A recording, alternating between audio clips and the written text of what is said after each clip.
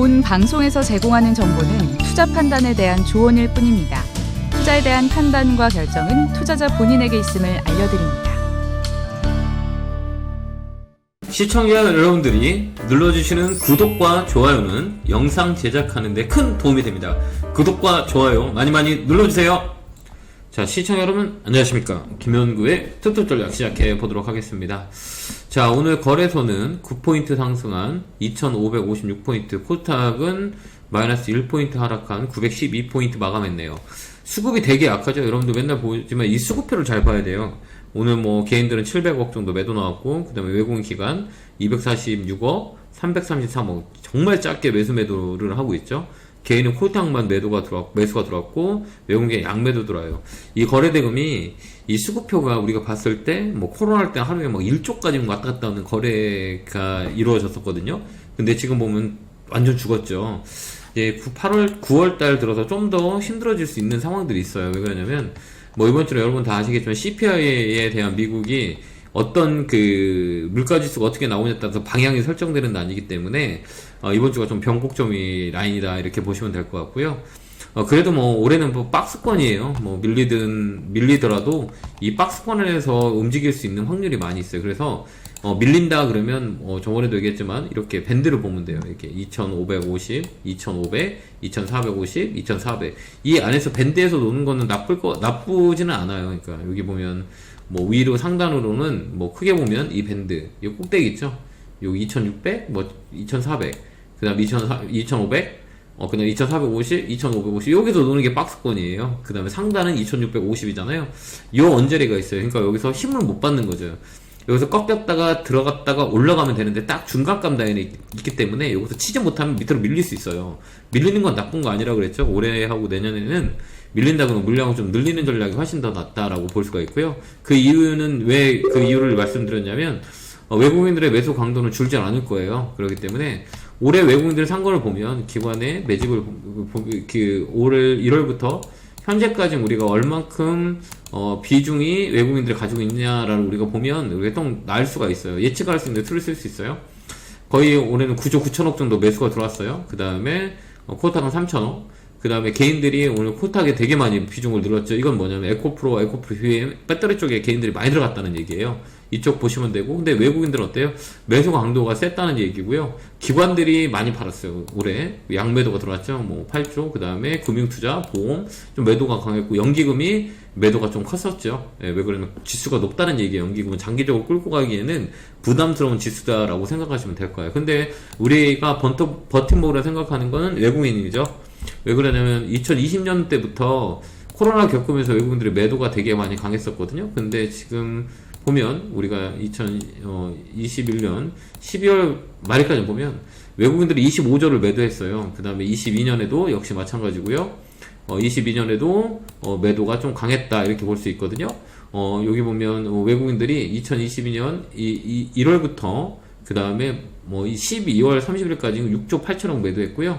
2021년 한번 볼게요. 2021년도 매도가 상당히 강했었습니다. 이렇게 보면 25조, 그 다음에 2022년에는 다시 한번 체크해 볼게요.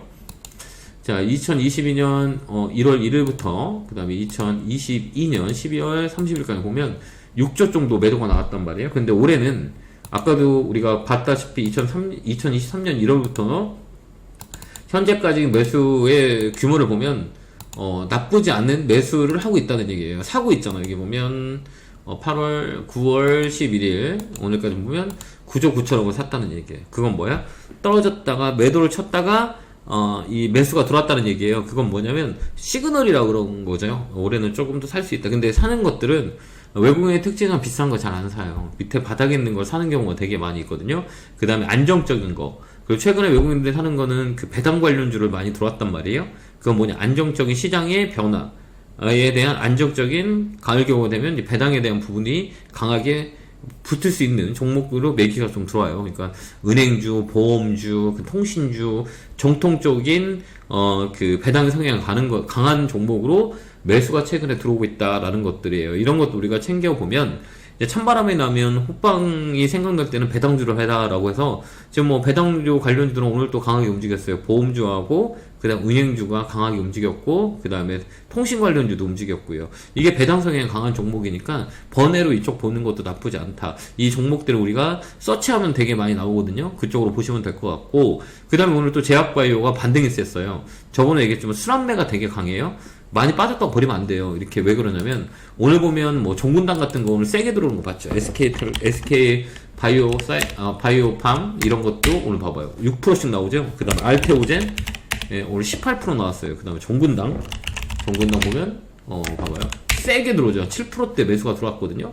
그러니까 변동성이 되게 세다는 거예요. 이게 최근에 시장이 대형주가 됐든 소형주가 됐든 바닥에서 튈 때는 되게 세게 움직인단 말이에요. 그래서 손해 보더라도 바닥 라인에 있다 그러면 팔면 손해가 많이 커요. 그래 변동성이 세게 들어오니 이쪽을 타점 잡는 게 낫다라는 거고 오늘 보면 제약바이오 정도의 매기가 좀 들어오는 것들을 보여줬어요. 이거 순환매가 되게 세요.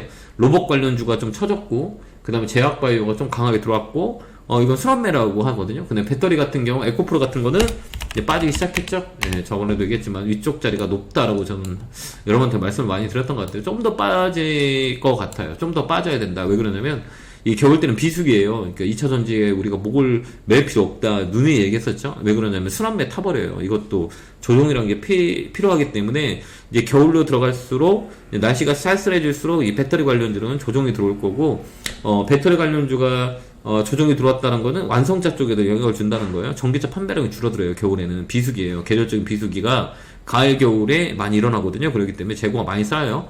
그 다음에 옛날에 재고난들이 해소되고 있어요. 수요가 줄기 때문에 이 공급망의 물류에 대한 부분들도 해소가 되는 시점이기 때문에 이 자동차 쪽하고 이 배터리 쪽, 전기차 쪽은 좀 처질 수 있다라는 걸 생각하고 그 번에도 그동안 못 올라가는 애들이 움직일 수 있다. 그게 제약바이오가 볼 시점이 아니겠느냐 이렇게 보여져요.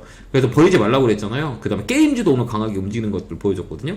게임주 쪽으로도 사이클을 탈 수가 있어요. 그렇기 때문에 이쪽 잘 보고 또 하나 잘 봐야 되는 건 리오프닝 관련주, 화장품 관련주하고 오프닝 관련주 잘 봐야 돼요. 왜 그러냐면 한국과 중국과의 관계가 개선되면 걔가 또 움직이거든요. 그래서 그런 이 뉴스페이퍼를 우리가 잘 보는 전략을 쓰면 될 것 같고요. 그렇기 때문에 지금은 불나방 매매 뭔지 아시죠? 들어갔다 놨다 가면 손해 많이 보는 시장이에요. 그래서 엉덩이 무겁게 해서 가시는 게 낫고 만약에 이게 안 간다 막 팔고 넘어가면 막 그 종목 떨어지고 내 종목은 올라가고 막 이런 상황이 많이 벌어져요. 그렇기 때문에 여러분들은 그 포인트를 잡고 좀 엉덩이 무겁게 하는 매매를 찾으시면 돼요. 그래서 9월달은 시기적으로 좀 좋지는 않아요. 좀 지지부진하다라는 것들을 우리가 기억한다면 이게 그 공격적인 매수보다는 관망하면서 종목을 올라오는 걸 팔아서 현금을 좀 들고 있는 전략도 마찬가지예요. 그래서 수익이 나는 건 팔고요. 그 다음에 배당 성향이 강한 배당주 쪽으로 우리가 천천히 보자. 배당주 쪽은 정통적인 은행, 그 다음에 보험 이쪽이 좀 좋다. 그 다음에 증권주도 좀 있어요. 예, 이쪽도 우리가 보면 좋을 것 같습니다. 이번 주는 그렇게 흘러갈 것 같아요. 그러니까 공격적인 것보다는 엉덩이 묻어서 왔다 갔다 하지 마시고요. 종목 홀딩하면서 수익 나는 것도 순환매가 탈 때 내 종목 튀어올란다? 그럼 현금을 좀 가지고 있는 것도 나쁘지 않다. 근데 긴 스탠스는 조정은 좋은 시장이다. 조정을 줄 때 물량을 늘리는 전략을 쓰면 된다. 코멘트 드리고요. 배당 성향 종목들은 그 멤버십 회원들 전용으로 제가 이 관심 있게 봐야 되는 배당 관련주는 영상을 다시 올릴 테니까요. 멤버십도 많이 활용해 주셨으면 좋겠습니다. 자, 오늘도 고생하셨고요. 에너지 더 드릴게요. 개울개굴 팍팍 감사합니다.